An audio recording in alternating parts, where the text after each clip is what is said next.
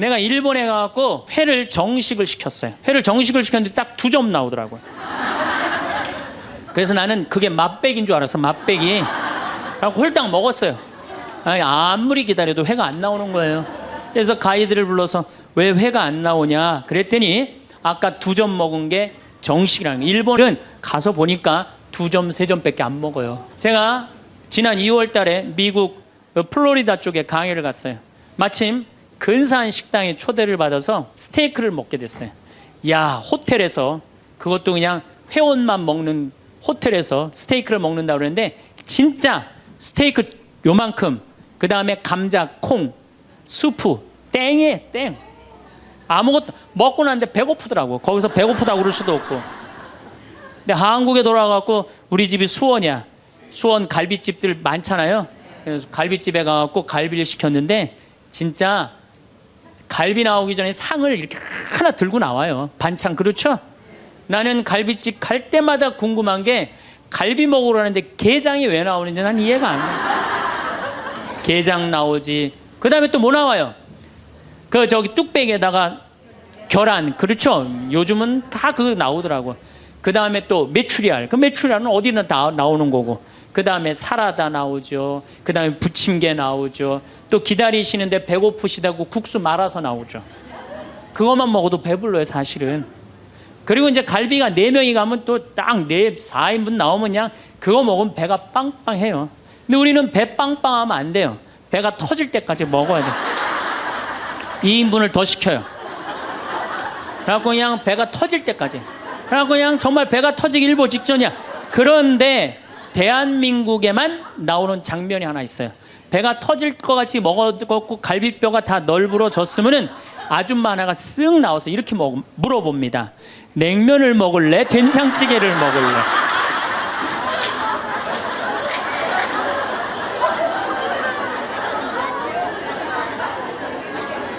국가적으로도 정말로 잘 나갑니다. 우리나라 자동차 잘 만들어요. 그렇죠?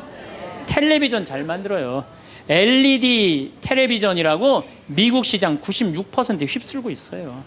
자동차도 정말로 도요타 지금 막 추월하려고 그러는 판이에요.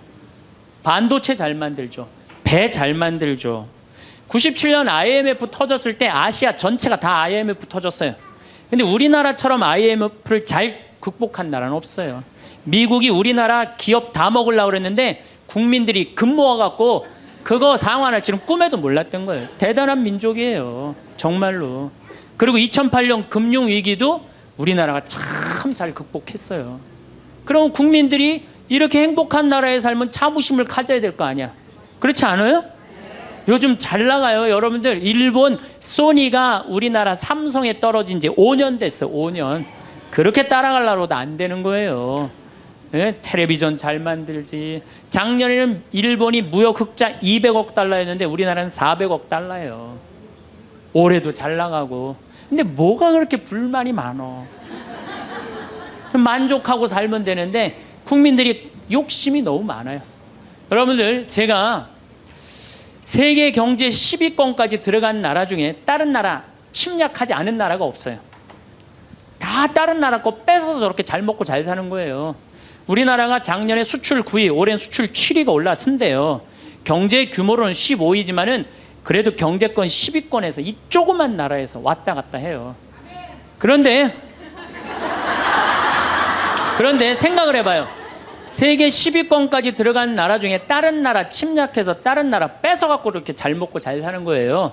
미국 다른 나라 침략해 안 해요? 지금 이라크 석유 뺏어갖고 저렇게 잘 먹고 잘 살잖아요. 일본 침략했어요 안 했어요? 정말로 우리나라 저 강원도의 소나무 다 잘라갖고 저렇게 잘 먹고 잘 사는 거예요. 영국 침략했어요 안 했어요? 스페인, 남미 거 다 뺏어다 먹었어요. 그렇죠? 프랑스, 아프리카 다 뺏어, 베트남 거 다 뺏어다 먹었어요. 포르투갈, 네덜란드, 독일, 이탈리아 잘 산다는 나라냐 다른 나라 침략해서 다 뺏어서 잘 먹고 잘 사는 거예요. 그래서 저는 여행 다닐 때 제가 뭐라 그러는지 알아요? 고개 숙이고 다니는. 왜? 너희들은 아프리카, 인도, 아시아, 남미 거 다 뺏어서 지금 호의호식해서 사는 거야. 지금 너희들은 아시아, 남미, 아프리카에 굶는 사람들 너희들은 당연히 도와야 돼. 왜? 니네들이 다 뺏어간들이니까. 그런데 세계 경제 10위권까지 진입한 나라 중에 다른 나라 한 번도 침략한 적 없이 우리끼리만 이 자리에 올라온 나라가 한 나라가 있어요.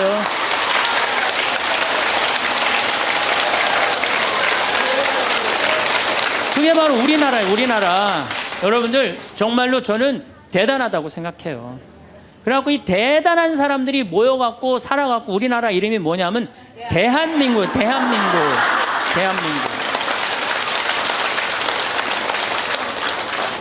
그러면 감사해야지, 행복해야지. 그런데 왜 176개 국가 중에 행복지수가 102등이야. 2007년 기준으로. 작년에 많이 올라서 65위로. 그래도 국민들이 욕심이 너무 많아서래. 감사를 모르고 나눌 줄을 모르는 거야. 이제는 먹고 살만 했으니까, 먹고 살만하게 됐으니까 이제는 우리 국민들이 자부심도 가지고 정신적인 성숙도 가지고 나눌 줄을 아는 이 단계에 이젠 들어서야 돼요. 근데 이걸 누가 해야 돼? 우리 천주교 교우들이 앞장서서 해야 돼. 근데 저렇게 맨날 이 까만 옷만 앉아있고 있으니 이거 어떻게 하면 좋아? 신부님, 빚이 너무 많아요. 빚도 걱정하지 말아라. 갚다 못 갚으면 되지 뭘 걱정하고 그래. 중요한 건 뭐냐면 여러분들 지금 빚 걱정한다고 갚아줘요? 안 갚아줘요. 빚은요 세월이 갚는 거예요. 그럼 세월한테 맡기세요. 세월한테 맡기고 나 오늘 하루를 살더라도 즐겁게 살아요. 아깝지 않아 이 하루? 그렇죠?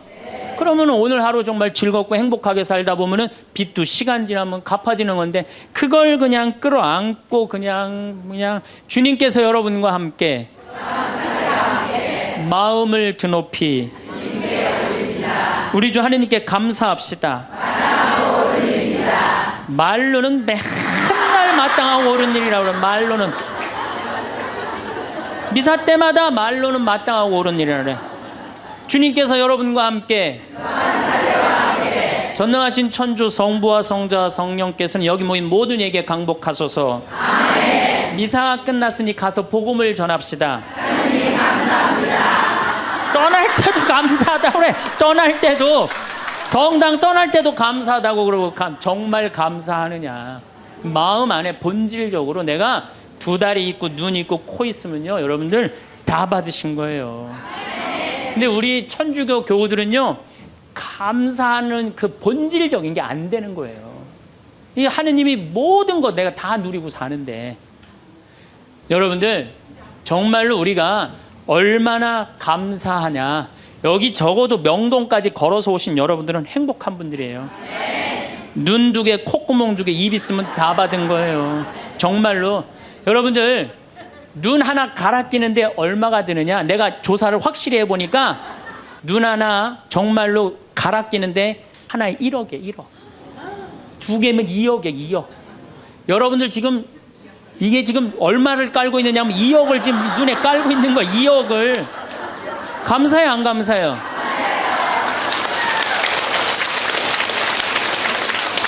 만약에 내가 아무것도 안 보여. 그래갖고 저 신부 얼굴도 못 보고 반찬이 어떻게 생겼는지도 모르고 명동성당이 얼마나 멋있는지도 모르고 그렇지 않아요? 아무것도 지금 다 보고 있는데 얼마나 감사해요. 감사하지 않아요? 감사해요. 근데 뭘 우리 하느님한테 달라고 그래요. 다 주셨구만. 만약에 여러분들 내가 쓰러져 갖고 앰뷸런스에 실려간다. 1시간 산소호흡기 되는데 얼마를 내야 되냐면 36만 원 내야 돼요. 근데 여러분들 지금 공짜로 지금 오전 10시부터 지금까지 몇 시간 마신 거예요? 지금 5시간 마신 거예요. 한 200만 원 벌은 거지 앉아서. 감사해요, 안 감사해요? 하루면 1,000만 원 버는 거예요. 이렇게 받은 은혜 감사하기도 바쁜데 뭘 그렇게 하느님한테 달라고 그러세요? 저는 그 지선아 사랑해라는 그 시를 보면서요 가슴이 정말로 미어졌어요. 이 이화여대 다니던 지선이라는 이 아가씨는 얼굴도 정말 예쁘더라고요. 그런데 술 먹은 그 차가 쳐갖고 오빠가 학교에서 데리고 오는데 불이 난 거예요. 그리고 11번을 수술을 한 거예요. 이 친구가 시를 썼는데 기가 막힌 시를 썼어요. 저는 짧아진 8개의 손가락을 쓰면서 사람에게 손톱이 얼마나 중요한 것인지 알게 되었고 1인 10여 해는 엄지손가락으로 생활하고 글을 쓰면서는 엄지손가락을 온전히 남겨주신 하나님께 감사해. 개신교 다니나 봐요. 하나님께 감사한다는 거. 손가락 8개가 다 없어지고 엄지만 남았는데도 감사하다는 거예요. 근데 여러분들은 지금 뭐야? 10개 다 있잖아요. 감사해 안 감사해요? 이 엄지 두 개 가지고 지금 박사학위 지금 과정 받고 있대잖아요. 얼마나 대단해요. 더 기가 막힌 건 눈썹이 없어 무엇이든 여과 없이 눈으로 들어가는 것을 경험하며 사람에게 이 작은 눈썹마저 얼마나 필요한 건지 알았다. 여러분들 지금 눈썹 있는 거 감사해 안 감사해? 감사하죠.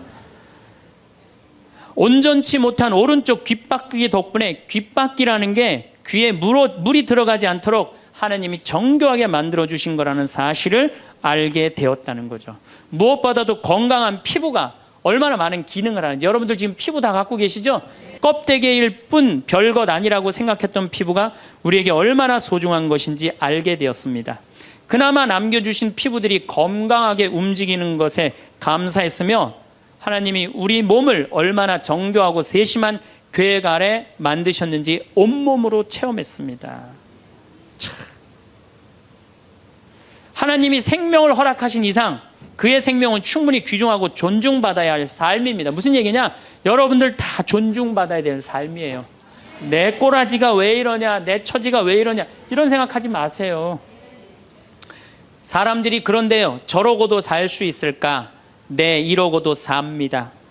몸은 이렇지만 누구보다 건강한 마음임을 자부하며 이런 몸이라도 전혀 부끄러운 마음을 품지 않게 해주신 하나님을 찬양하며 이런 몸이라도 사랑하고 써주시려는 하나님의 계획에 감사드리며 저는 이렇게 삽니다. 누구보다도 행복하게 살고 있습니다.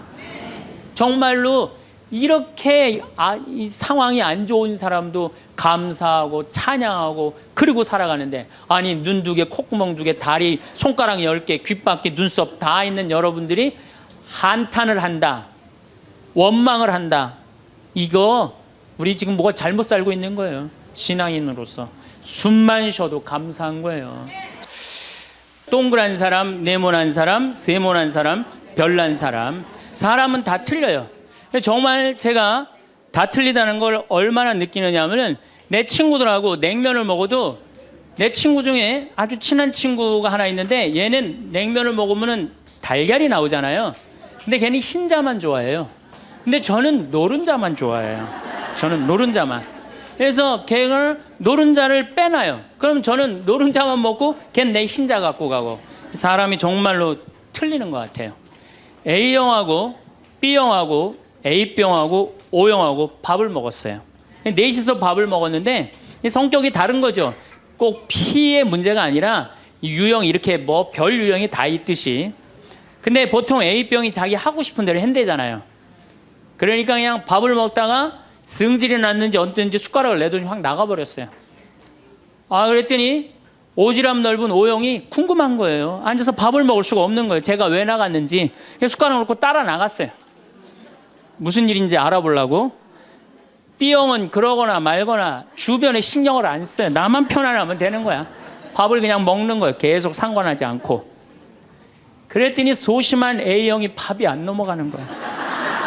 그래갖고 아무 신경도 안 쓰고 밥을 먹는 B형을 쿡쿡 찔르면서 한마디 합니다. 혹시 제 A병 나 때문에 삐져서 나간 거 아니냐. 그러니까 신경 쓰지 말아야 되는 건데도 신경을 다 쓰는 거예요. 우리 이렇게 교우들 중에 굳이 내가 저 사람 이렇게 고민하고 괴로워하는 것까지 내 탓이 아닌데도 뭐 성당에서 뭐가 일이 잘못되면 다 누구 탓인 것 같아? 다 내 탓인 것 같아.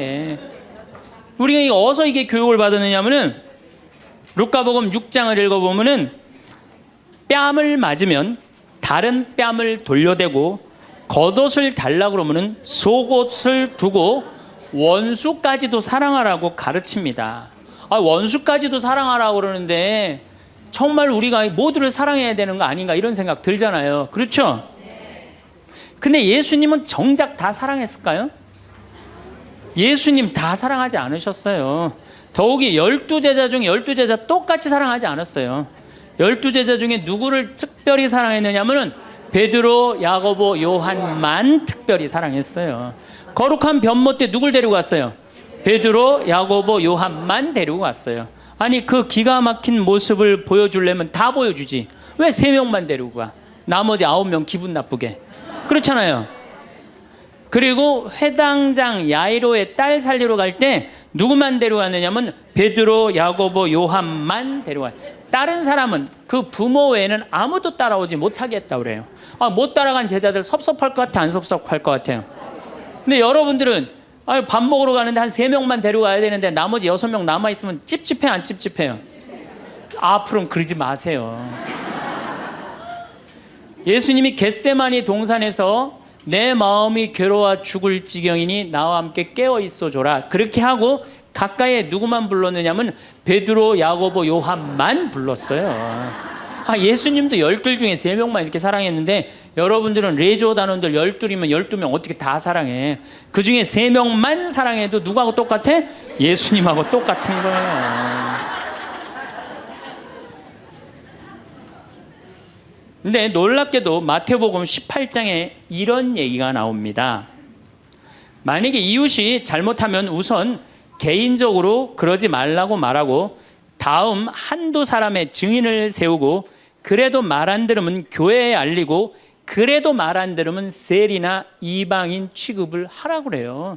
그러니까 끝까지 끌어안으라는 말도 하셨지만은 어떻게 말 안 들으면 무슨 취급하라고 그래? 세리나 이방인 취급하라고 그래요. 마태복음 23장을 보면은 바리사이파, 사두가이파, 성구갑 이마에 팔 놓고 다니면서 일반 사람에게는 무거운 짐 지어놓고 자기는 손 하나 까딱하지 않는 이들에게 회칠한 무덤, 독사의 족속이라고 욕을 해대요, 예수님이. 그러니까 예수님은 어떻게 모두를 다 사랑했어요? 아니에요. 마음에 안 드는 사람들, 단죄해야 될 사람 단죄하셨어요. 그 예수님 또 그렇게 많이 참지도 않으셨어요. 우리 교우들처럼 그렇게 많이 참지도 않으셨어요.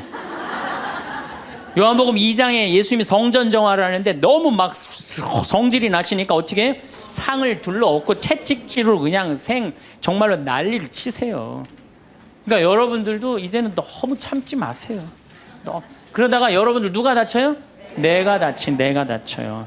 그런데 성당에 나오면 자기를 버리고 자기 목숨을 구하려 하지 말고 예수님 십자가를 지고 따라야 된다. 이 말이 꽉 귀에 들어오는 거예요. 순교자들이 이렇게 사셨다. 순교자들이.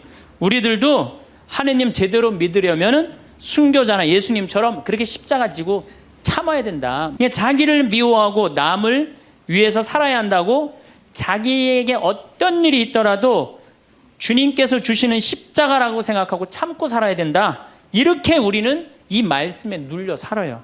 이걸 뭐라고 그러냐면 십자가 컴플렉스라고 그래요. 십자가 컴플렉스. 나도 십자가를 져야 된다. 예수님이 못 박혔을 때 얼마나 아팠을까. 그러니까 나를 죽이려고 애쓰고 웬만한 일은 주님은 주시는 시련과 십자가라고 참고 견디고 살면은 내면에는 기쁨이 하나도 없고 정신적 질병에 시달리는 경우가 많아요. 순교가 아니라. 그래서 그냥 우리 천주교 교우들은 이혼도 못하고 살아요. 남편이 그냥 맨날 술 먹고 빚지고 도저히 아이들을 데리고 살 수가 없어. 그래갖고 그냥 구역장님이나 레조 단장님한테 상담을 합니다. 나는 정말로 이제 도저히 저 남편하고 못 살겠다고. 그냥 열심한 구역장님이나 레조 단장님이 한마디 해요. 아유, 데레사 자매, 십자가에 계신 예수님 생각을 해야지. 십자가에 계신 예수님 생각하고 어떻게 하라는 거야? 참고 살아라니까. 그러니까 참고 살려니 이 자매는 기쁨이 있어요, 없어요? 기쁨이 없는 사람들의 특징이 뭐냐? 선교를 못 해요. 기쁨이 없는 사람들은 선교를 못 합니다. 왜? 개신교는 정말로 막 하느님 믿으면서 기뻐, 즐거워. 그러니까 주위에 이제 막 세상에서 힘든 사람들한테 뭐라고 그러냐면 우리 교회 가자. 우리 교회 가면은 정말로 기뻐, 구원받을 수 있어, 정말 행복할 수 있어. 그리고 막 끌고 가요. 근데 우리 기쁨이 없는 천주교 교우들은 주위에서 힘들고 고통스러운 사람이 있으면은 성당 가자는 말이 안 나와요. 왜?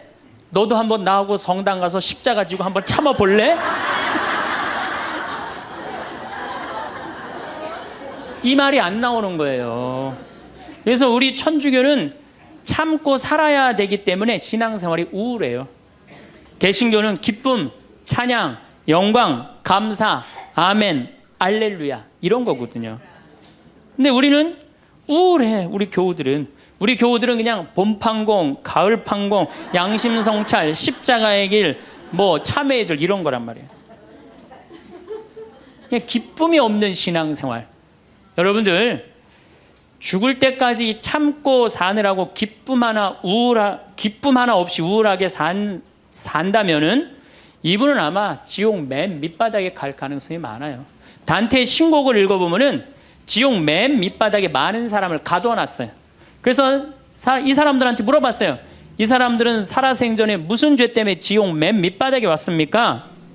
물으니까 안내하는 사람이 다른 죄가 아니라 이 사람들은 세상에서 살 때 하느님을 믿는다고 하면서 기쁘게 살지 못하고 늘 우울하게 한숨만 쉬며 산 죄 때문에 여기 왔다고 그래요. 그러니까 기쁘지 않은 사람들이 어디 가는 거야? 지옥 가는 거예요. 그러니까 이 세상에서 기쁘게 산 사람은 천당 가는 거고 이 세상에 우울하게 산 사람들은 어디가? 지옥 가는 거야. 그러니까 여기 있는 분들 중에 지금 내가 십자가 지느냐고 우울하고 이런 분들 어디 갈 가능성이 많아? 지옥 갈 가능성이 많아요. 그래서 우울한 사람이 가는데 아예 정해놨어요. 제 5옥에 간대. 지옥 중에. 지옥 1옥부터 9옥까지 있는데 5옥에 간대. 5옥. 슈바이처 박사는 물 없는 강처럼 기쁨 없는 그리스도인, 기쁨 없는 신앙, 기쁨 없는 사람이 세상을 피곤하게 한다는 거예요. 여러분들 성당에서 나온다고 딱 모임을 가졌는데 그냥 우울하게 이렇게 앉아 있으면은 그 사람 보고 있으면은 피곤해요, 안 피곤해요? 반짝반짝 웃는 사람이 있으면은 기분 좋아요, 안 좋아요? 이게 기쁨이라는 게 굉장히 중요한 거예요. 참느냐고 그냥 이러지도 못하고 저러지도 못하고 그렇게 살면 안 된다는 거죠. 여기 지금 우리 교우들 지금 옷 입고 온 거 보면은 다 까만색이야, 다 지금. 아니 명동으로 오면 좀 색깔을 이쁘게 입고 와야 될 거 아니야. 명동에 나오는데. 근데 우리는 화려한 옷 입으면 안 돼. 우리 천주교 교우들은. 내가 그 개신교 설교하러 갈 때 정말로 제가 많은 걸 배웠어요. 뭘 배웠느냐면은 예배하러 한 300명 정도가 나왔는데 전부 다 예쁜 옷을 입고 나왔어요. 정말로 축제에 오는 것 같은. 그러니까 주일 예배하러 오는 것 같은. 근데 우리 지금 여기도 지금 얼마나 까만지 몰라요 지금.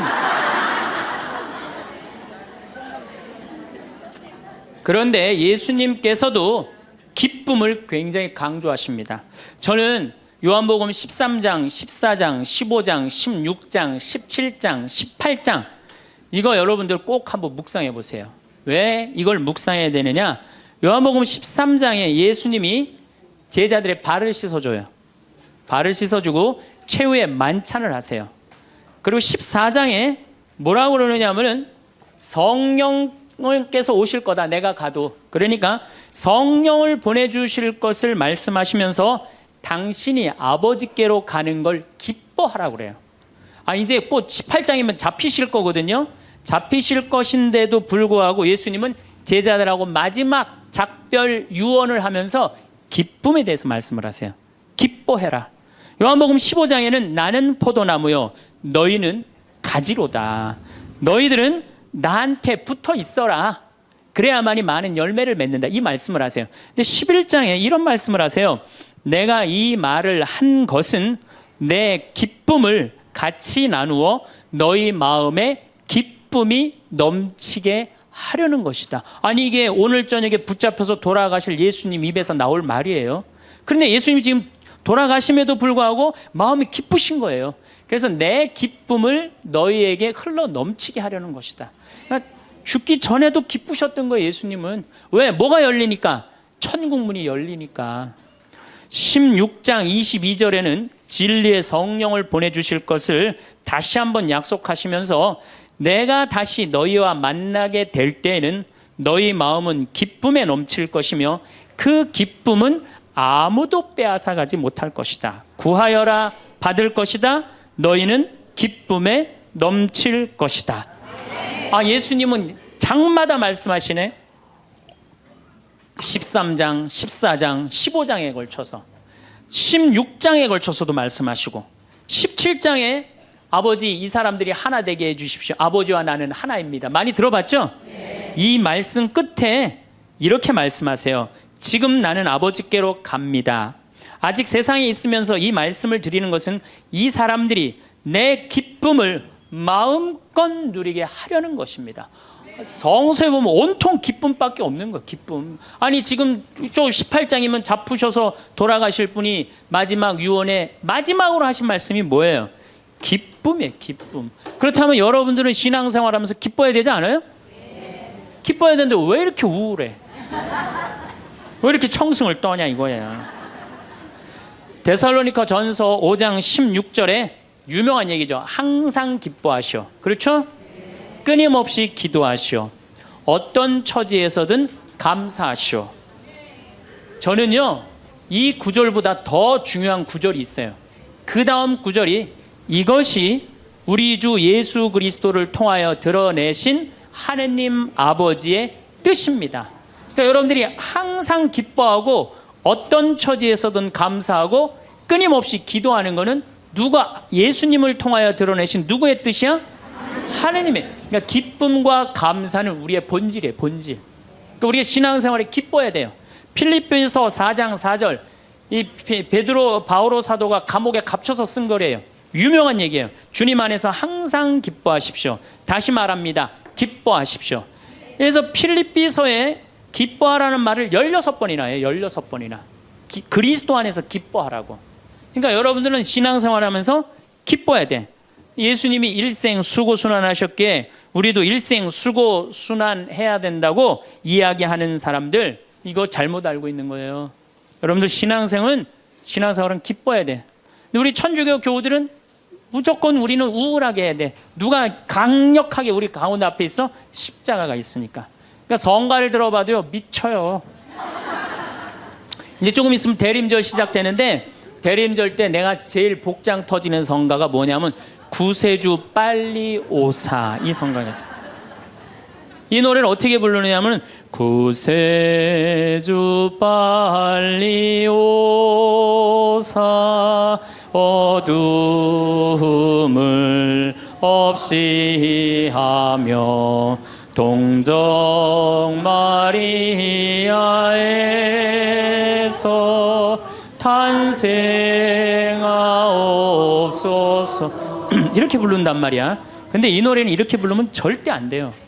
이 노래는 목 갖춘 마디로 시작해서 8분의 6박자야. 강량약, 중강량약. 이거 춤추듯이 불러야 되는 거예요. 어떻게 불러야 되느냐면 구세주 빨리 오사 어둠을 없이 하며 동정 마리아에서 탄생하옵소서 이렇게 불러야 되는데 우리 교우들은 어떻게 부르느냐면 원조들이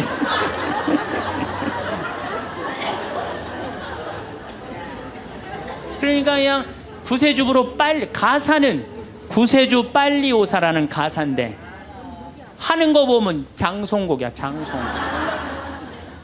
기쁨이 없는 거죠.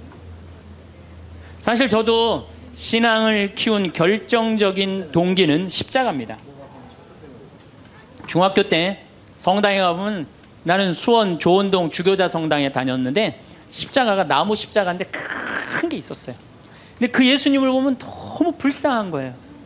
어쩌면 우리를 사랑하시기에 저렇게 고통스럽게 지셨을까?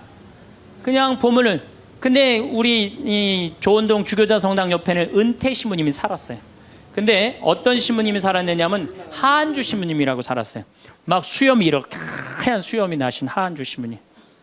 이 신부님이 얼마나 무서웠느냐면은 우리 어렸을 땐 성체험할 때 그리스도의 몸은 아멘하고 혀로 내밀었잖아요. 혀를 안 내밀면 입 벌리라고 소리를 질렀어요. 그래갖고 그 신부님이 나와서 미사를 하면은 그 줄에는 아무도 안 갔어요. 다 보자 신부 줄에 가갖고 다 성체험하고 그래. 근데 나는 중학교 2학년 때부터 신학교를 가려고 그랬으니까 신부님 집에 놀러를 자주 갔어요. 놀러를 가면 신부님 집 거실에 뭐가 써 있느냐면 님 쓰신 가시관이라는 시가 쓰여 있어요. 님의 전생애가 마냥 슬펐기에 님 쓰신 가시관을 나도 쓰고 살으리라. 이튿날 님이 날 보시고 임이 보시고 날 닮았다 하소서. 이튿날 나를 보시고 임 닮았다 하소서. 이 세상 다할 때까지 당신만을 따르리라. 그 시를 보는데 가슴에 팍 와닿더라고요. 님의 전생애가 마냥 슬펐기에. 얼마나 이게 이 중학생 그 가슴에 와닿아요. 우리 님이 한 번도 기쁘지 않고 전생애가 마냥 슬펐기에 나도 님 쓰신 가시관을 나도 쓰고 살으리라. 얼마나 이게 가슴에 와닿아요. 여러분도 그렇지 않아요? 전생애가 고통스러웠더니 불쌍하지 않아요, 예수님?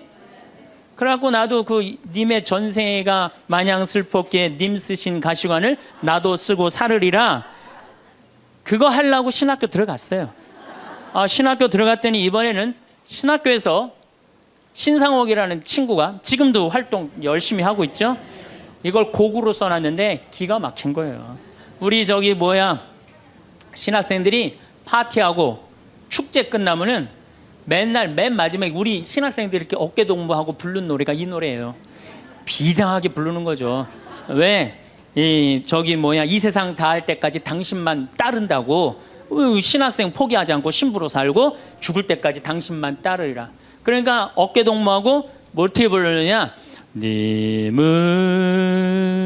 전생애가 마냥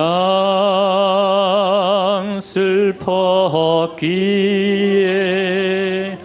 님 쓰신 가시관을 나도 쓰고 살으리다. 이튿날 님이 보시고 날 닮았다 하소서. 이튿날 나를 보시고 임 닮았다 하소서. 이 세상 다할 때까지 당신만 따르리라.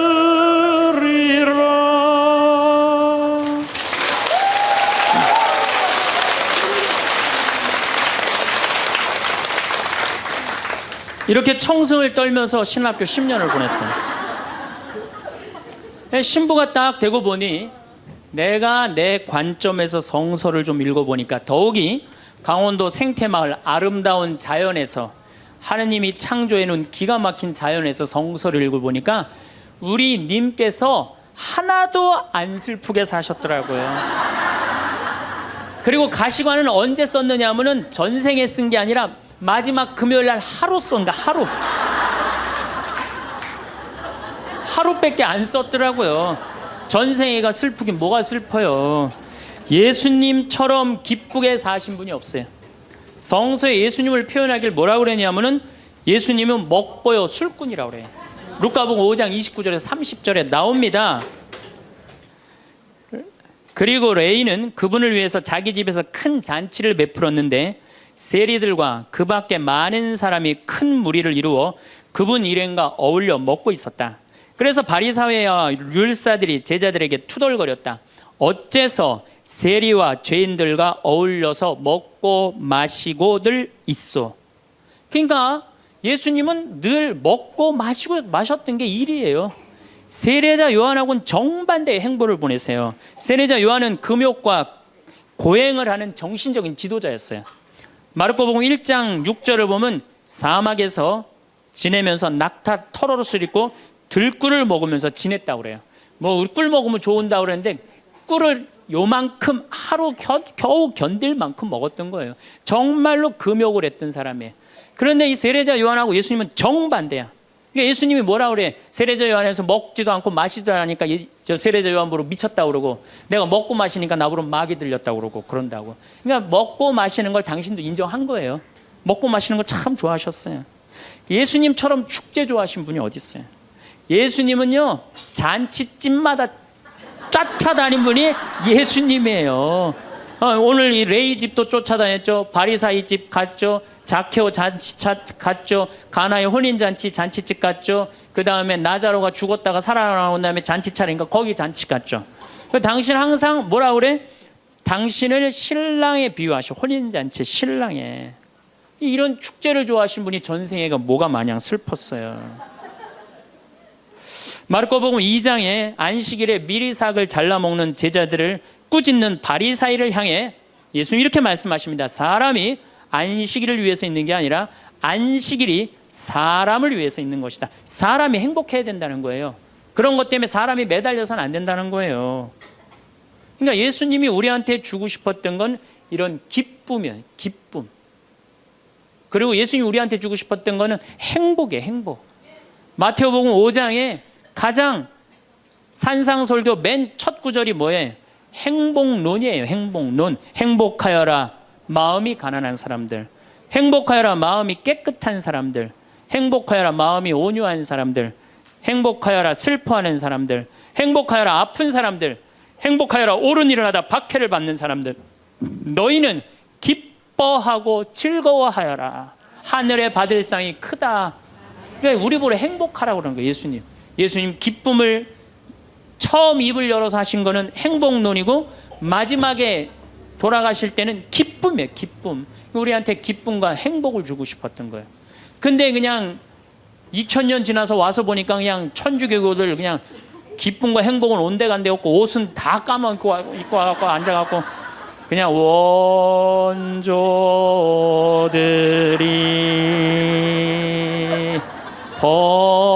범죄하 이러고 앉아 있으면은 예수님 복장 터지겠어요? 안 터지겠어요? 또 예수님이 우리한테 주고 싶었던 게 행복, 기쁨뿐만 아니라 평화입니다. 이것도 우리 신앙생활에 아주 중요합니다. 예수님이 돌아가셨어요. 그리고 부활하셨어요. 3일 만에 부활하셨어요. 제자들한테 뭐라고 그랬냐면은 나는 3일 만에 다시 살아날 것이다. 근데 제자들은 이해를 못했어요. 죽고 난 다음에 살아난다는 말을. 그래갖고 예수님 돌아가시는 걸 보고 다 도망가 버렸어요. 이제 우린 끝이다. 그래갖고 심지어 어떤 제자들은 고기, 원래의 직업으로 돌아갑니다. 고기 잡으러 가요. 이제 우린 끝났으니까. 그렇게 3년 동안 그렇게 가르쳐놨는데, 그렇게 배신했는데 얼마나 열받아요, 예수님은.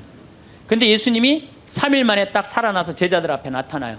제자들이 당황스럽겠어요, 안 당황스럽겠어요? 우린 끝났는 줄 알았는데 다시 나타나니까 얼마나 당황스러워요. 그리고 나타나려면 1년 후에 나타나면 덜 미안해잖아요. 배반은 해놨는데 3일 만에 나타나면 얼마나 미안해요. 마음이 기쁘기도 하고 혼란스럽기도 한 거야. 근데 예수님이 이렇게 말씀하십니다. 너희들 내가 3일 만에 살아난다고 그랬느냐 안 살아난다고 그랬느냐, 왜 배반했느냐, 이렇게 따지지 않으세요. 입을 열어 하신 말씀이 뭐냐면은 평안하냐, 내가 너희에게 평화를 주노라. 예수님이 우리한테 주고 싶었던 거는 우리가 아무리 배반하고 나쁜 짓을 했어도 예수님이 나하고 마주쳤을 때는 우리가 당황하지 말고, 그렇죠? 미안해하지 말고 그러라고 무슨 말부터 건네세요?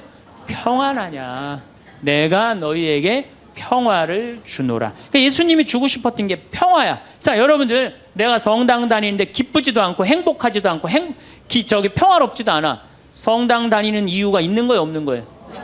없는 거예요. 그러지 않으면 뭐하러 성당을 다녀요? 예수님이 가장 주고 싶었던 건데. 또 예수님이 우리한테 주고 싶었던 게 사랑이야. 요한복음 13장에 당신이 돌아가실 때가 알자 못내 사랑하던 제자들을 극진히 사랑하셨다고 그래요. 극진히. 얼마나 제자들을 사랑했으면 극진히 사랑했다고 그래요. 최후의 만찬 때 밥 먹으면서 누가 배반할 건지 막 자기네들끼리 의견이 분분했잖아요.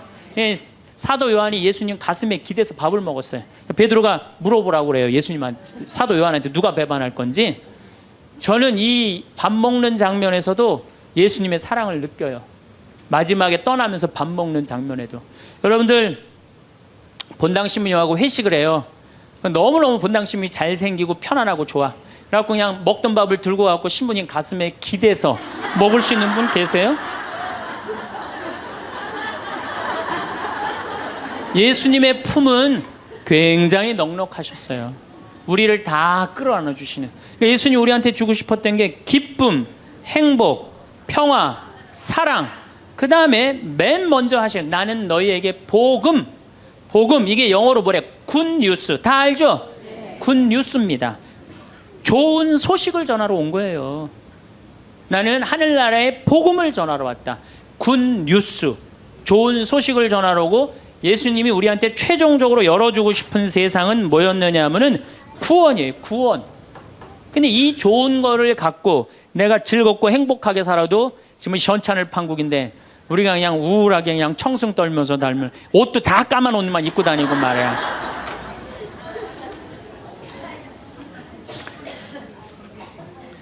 그러니까 우울하다 보니까 받은 은혜 감사는 안 하고 아직도 뭘 그렇게 달라고 그래요. 개신교는 정말로 개신교 방송 한번 보세요. 다 손들어서 하느님께 찬양드리죠. 평화방송 보면요, 천주교 교들 보면 다 미사포 뒤집어 쓰고 땅바닥 다 쳐다보고 앉아요. 그러니까 이게 감사의 신앙생활하는 사람이랑 간구의 신앙생활하는 사람이랑은 차원이 틀려요. 감사드리는 사람들, 찬양드리는 사람들은요 그냥 저절로 뜨거워요. 그런데 간구 기도하는 사람, 기도해서 복을 받는다, 이게 기복신앙이에요. 성당에 나와갖고 뭐 이거 달라 저거 달라 이거 해달라 저거 해달라 기도하는 분들 있죠? 기도해서 복 받는 거, 그거 기복신앙이에요. 아, 우리 무당한테만 가갖고 기복신앙 있는 거 아니에요.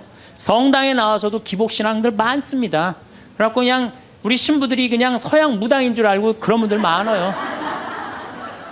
그래갖고 그냥 저한테 와갖고 그냥 제가 그냥 뭐 무슨 능력이 뛰어난 줄 알고 어디 성령 기도회 가면 안수 기도 해달라는 분, 오늘도 2분 해드렸어요. 물론 오늘 해드린 안수는 내가 기적을 일으키려고 한 건 아니에요.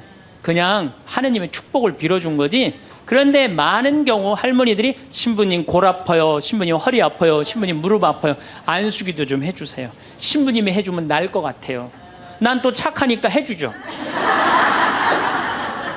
근데 난 능력이 없는 걸. 그래갖고 머리에 손을 얹고 내가 뭐라고 기도하느냐면은, 하느님 이 할머니 골이 아프답니다. 내가 해줄 수 있는 건 그것밖에 없어요. 내 손에서는 아무것도 안 나와요. 난 사람도 한 명도 없고. 그러니까 제가 한 2년 전부터 안수기도 안 해줘요. 왜? 아무것도 안 나오는데 누르고 있는 나도 한심하고, 아무것도 안 나오는데 머리 디미는 교우들도 불쌍하고, 그래서 안 해줘요. 우리는 저마다의 하루를 살아가면서 어느 순간부터인가 많은 것들을 그냥 지나치게 됩니다. 아무 일 없이 무사히 넘어간 하루, 별다른 불편 없이 움직여준 몸, 언제나처럼 반복되는 일상의 리듬까지도요. 이 모든 것들이 사실은 대단한 일인데도 우리는 그것을 좀처럼 대단하게 여기지 않습니다. 너무 자주 있는 일이라서, 너무 오랫동안 곁에 있었다는 이유 하나만으로 그 고마움을 마음 깊이 느끼기 전에 이미 다음 순간으로 넘어가 버리고 맙니다. 생각해보면 참 이상한 일입니다. 사람은 없는 것에는 쉽게 마음을 빼앗기면서도 이미 가지고 있는 것에는 그리 오래 눈길을 두지 않습니다. 갖고 싶은 것, 이루고 싶은 것, 아직 닿지 못한 것들에 대해서는 온 마음을 쏟으면서도 정작 지금 이 순간 손 안에 쥐고 있는 것들은 너무도 당연하게 여기며 살아갑니다. 당연하다는 생각이 드는 순간, 감사함은 조용히 뒷걸음질을 치고 그 자리를 무감각이 대신 채워가기 시작합니다. 이것은 누구의 잘못도 아닙니다. 사람이라면 누구나 겪는 일이고 삶이 우리에게 만들어주는 자연스러운 흐름이기도 합니다. 처음에는 분명 소중하게 느껴졌던 것들도 시간이 흐르면서 점점 감각의 바깥으로 밀려납니다. 익숙해진다는 것은 한편으로는 편안함이지만 동시에 무뎌진다는 뜻이기도 합니다. 더 이상 그것의 존재를 의식하지 않아도 될 만큼 삶 속에 완전히 녹아들어 버린 것이지요.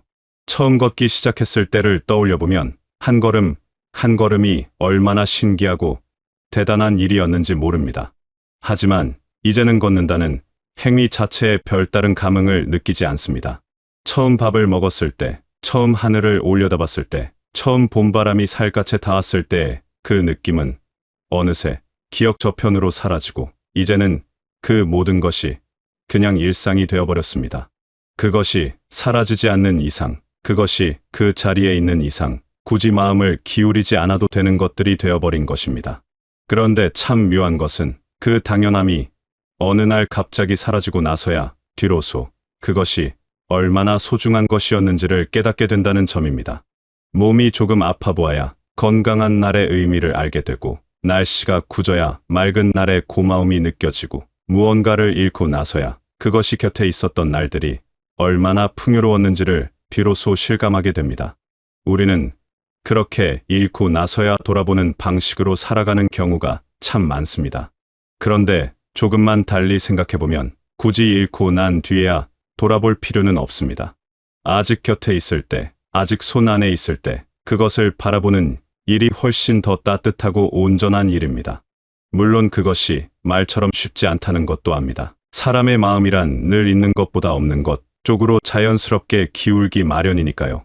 하지만 그 방향을 아주 조금 의식적으로 돌려보는 것만으로도 하루의 느낌이 달라질 수 있다는 것을 많은 사람들이 경험으로 알고 있습니다. 물론 그렇다고 해서 늘 깨어 있어야 한다거나 모든 순간을 의미 있게 받아들여야 한다거나 항상 감사한 마음을 품어야 한다는 이야기를 하려는 것은 아닙니다. 그렇게 사는 것은 사실 너무 피곤한 일이기도 하고, 사람에게는 때로 아무 생각 없이 그냥 흘러가는 시간도 필요합니다. 중요한 것은 그 흐름 속에서도 가끔은 잠시 멈추어 이미 곁에 있는 것들에게 눈길을 한 번 더 주는 일입니다. 그것만으로도 삶의 느낌은 조금 달라질 수 있습니다. 우리가 매일 마주하는 것들을 가만히 들여다보면 그 안에는 생각보다 훨씬 많은 것들이 담겨 있습니다. 아침에 눈을 뜨는 일, 창밖으로 빛이 들어오는 것을 느끼는 일, 몸이 내 뜻대로 움직여주는 일, 숨을 들이쉬고 내쉬는 일. 이 모든 것들은 너무 작아서 눈에 띄지 않지만 사실은 그 하나하나가 기적과도 같은 일들입니다. 다만 너무 자주 일어나는 일이어서 우리는 그것을 기적이라고 부르지 않을 뿐입니다. 봄날에 피어나는 꽃을 보면서 잠깐 발걸음을 멈추게 되는 순간이 있습니다. 별다른 이유 없이 기분이 조금 좋아지는 그 느낌, 하늘이 유난히 파랗게 보이는 어느 날 오후에 그 잠깐의 여유, 오랫동안 잊고 지내던 옛 기억이 문득 떠오르며 마음이 잠시 따뜻해지는 순간. 이런 것들은 거창한 일이 아닙니다. 하지만 바로 그런 작은 순간들 속에 삶의 진짜 온기가 숨어 있습니다. 그 온기는 멀리 있지 않습니다. 아침 햇살이 방 안으로 비스듬히 들어오는 것을 가만히 바라보는 일, 바람이 불어와 나무잎들이 서로 부딪히는 소리를 잠깐 귀 기울여 듣는 일, 오늘 하루도 무탈하게 지나갔다는 사실을 조용히 되새기는 일, 이런 것들은 무언가를 특별히 하는 것이 아닙니다. 그저 이미 있는 것들에게 잠깐 머무는 것입니다. 그런데 그 잠깐의 머물미, 마음의 온도를 조금씩 바꾸어 놓습니다. 사람들은 흔히 행복이란 어딘가에 있는 것, 무언가를 이루고 나서야 얻을 수 있는 것이라고 생각합니다. 더 많이 갖게 되면, 더 나은 상황이 되면, 무엇인가가 해결되고 나면 그때 비로소 편안하고 행복한 마음이 찾아올 것이라고 기대합니다. 그런데 막상 원하던 것을 이루고 나면 얼마 지나지 않아 또 다른 무언가를 향해 마음이 달려가기 시작합니다. 도달하면 또 다른 지평이 열리고 그 지평을 향해 또 나아가는 일이 끊임없이 반복됩니다. 그 안에서 우리가 놓치는 것이 있습니다. 바로 지금 이 자리에 이미 존재하고 있는 것들입니다. 저 멀리 있는 무언가를 향해 고개를 돌리는 동안 정작 지금 손 안에 쥐고 있는 것들은 시야 바깥으로 조용히 밀려납니다. 그리고 그것들이 사라지고 나서야 그것이 얼마나 값진 것이었는지를 비로소 알게 됩니다. 이것이 사람의 마음이 작동하는 방식이기도 하고 동시에 우리가 조금씩 달라질 수 있는 지점이기도 합니다. 크게 달라지려 할 필요는 없습니다. 그저 가끔 지금 이 순간 내 곁에 머물고 있는 것들에게 시선을 한 번 더 건네는 것. 그것만으로도 마음의 결은 조금 달라집니다. 이미 가진 것들을 바라보는 일이 익숙하지 않다면 처음에는 조금 어색하게 느껴질 수도 있습니다. 오래 쓰지 않던 근육을 다시 쓰는 것처럼 처음에는 부자연스럽고 억지스럽게 느껴지는 것이 당연합니다. 하지만 조금씩 반복하다 보면 어느 순간 그것이 자연스러운 습관처럼 자리 잡기 시작합니다. 그리고 그 습관이 쌓이면 하루를 대하는 마음의 방식이 조용히 달라지기 시작합니다. 마음이라는 것은 참 신기합니다. 어디에 두느냐에 따라 같은 하루가 전혀 다르게 느껴지기도 합니다. 불편한 것에 마음이 머물면 하루 전체가 무겁게 느껴지고, 작은 고마움에 눈길이 닿으면 하루가 조금은 다른 빛을 띠기도 합니다. 물론 어렵고 힘든 일이 생겼을 때 억지로 좋은 것만 보려 하는 것은 오히려 자신을 더 힘들게 만들 수도 있습니다.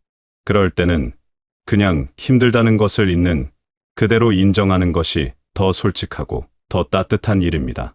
하지만 특별히 힘든 일이 없는 평범한 날에도 우리는 자주 마음을 없는 것들에게 빼앗기며 보내곤 합니다. 더 있었으면 하는 것들, 달랐으면 하는 것들, 아직 이루지 못한 것들에 대한 생각이 하루의 많은 부분을 차지합니다. 그러는 사이에 지금 이미 있는 것들은 조용히 자기 자리를 지키면서 우리가 돌아봐 주기를 기다리고 있는지도 모릅니다. 삶이라는 것이 늘 극적이거나 감동적일 수는 없습니다. 대부분의 날들은 그냥 그런 날들입니다. 대단한 일도 없고 특별한 사건도 없고 그저 어제와 비슷하게 흘러가는 평범한 하루. 하지만 바로 그 평범함 속에 삶의 대부분이 담겨 있습니다. 그 평범한 날들이 모여 한 사람의 삶이 만들어지고 그 하루하루가 쌓여 지금 이 순간의 나를 이루고 있습니다. 그 평범한 하루를 조금 더 찬찬히 들여다보면 거기에도 나름의 이야기가 있습니다. 오늘 아침 유난히 맛있게 느껴진 된장찌개 한 그릇, 지나가다 우연히 마주친 이웃의 환한 웃음, 오후 햇살이 방 안 한켠에 조용히 내려앉는 모습, 저녁 무렵 창밖으로 물드는 노을의 빛깔. 이런 것들은 일부러 찾아 나서지 않아도 이미 우리 하루 안에 있습니다. 다만 우리가 그쪽으로 눈을 돌리지 않았을 뿐입니다. 그리고 무엇보다 지금 이렇게 하루를 살아내고 있는 여러분 자신이 이미 대단한 존재입니다. 쉽지 않은 날들을 지나오면서도, 흔들리면서도, 때로는 지치면서도, 그럼에도 불구하고 오늘 이 자리에 있다는 것, 그것 자체가 작은 일이 아닙니다. 스스로에게도 그 눈길을 한 번쯤 돌려줄 필요가 있습니다. 바깥의 것들을 바라보듯 지금 이 자리에 나 자신에게도 따뜻한 시선을 보내는 것, 그것 역시 이미 가진 것을 바라보는 일의 일부입니다. 그러니 오늘 하루가 별것 없이 그냥 지나가는 날처럼 느껴진다고 해도 그 안에는 분명 무언가가 담겨 있습니다. 무사히 지나간 시간, 여전히 움직여주는 몸, 아직 곁에 있어주는 사람들, 그리고 지금 이렇게 숨 쉬며 이 글을 읽고 있는 여러분 자신. 이 모든 것들이 어떻게 보면 이미 충분히 고마운 일들입니다. 가끔은 멀리 가지 않아도 됩니다. 지금 있는 자리에서 지금 손에 쥐고 있는 것들을 한 번 더 바라보는 것만으로도 삶의 온도는 조금 달라질 수 있습니다. 그 작은 변화가 하루를 바꾸고 그 하루들이 모여 삶의 분위기를 조용히 바꾸어 나갑니다. 애쓰지 않아도 괜찮습니다. 대단하지 않아도 됩니다. 그냥 지나치던 것들을 오늘은 조금 더 오래 바라볼 수 있다면 그것만으로도 이미 충분합니다. 늘 곁에 있어서 보이지 않았던 것들, 너무 익숙해서 느끼지 못했던 것들 안에 사실은 우리가 찾던 많은 것들이 이미 조용히 머물고 있는지도 모릅니다. 오늘도 여러분의 하루가 그런 작은 온기로 채워지기를 바랍니다. 거창하지 않아도 되고 완벽하지 않아도 됩니다. 지금 이 자리에서 이미 곁에 있는 것들로부터 조용한 위안을 얻으시고 그 온기가 오늘 하루를 조금 더 포근하고 편안하게 감싸주는 하루가 되시길 바라겠습니다.